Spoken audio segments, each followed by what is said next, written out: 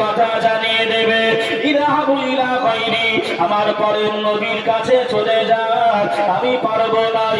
ঈসা রূহুল্লাহ কাছে যাওয়া হবে, একই কথা বলা হবে, ও নবী ঈসা, আল্লাহর কাছে আপনি আমাদের জন্য মাফি চান, আল্লাহর কাছে আপনি সুপারিশ করেন। হযরত ঈসা রূহুল্লাহ বলবে, ইযহাবু ইলা গায়রি, আমি পারবো না, পারবো না, আমার পরের নবী আখিরি নবীর কাছে যাও।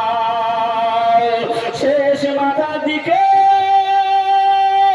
দয়ার নবী, দয়ার নবী আমার রাহমাতাল লিল আলামিন, আল্লাহ নবী হাত ছাড়ো দিয়ে, আল্লাহ নবীর আশিক উম্মত উম্মাতানিদের আল্লাহ নবী ডাকবে, ও আমার গুনাহগার উম্মত উম্মাতানিরা, এসো বাবা এসো, আমি রাসূলুল্লাহ হাবিবুল্লাহ, আমি তোমাদের জন্য সুপারিশ করব, আমি তোমাদের জন্য মাফিটা চাইব।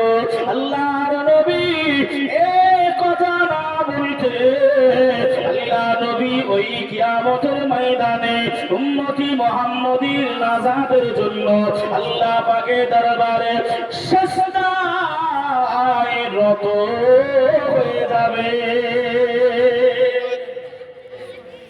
একটু জোরে হবে না সুবহানাল্লাহ? সুবহানাল্লাহ। সুপারিশের দরজা, শাফাআতের দরজা খুলবে, তারপরে আপনার অন্য অন্য নবীগণেরা সুপারিশ করার আপনার ধাপ পাবে। কথা বলেন, হ্যাঁ?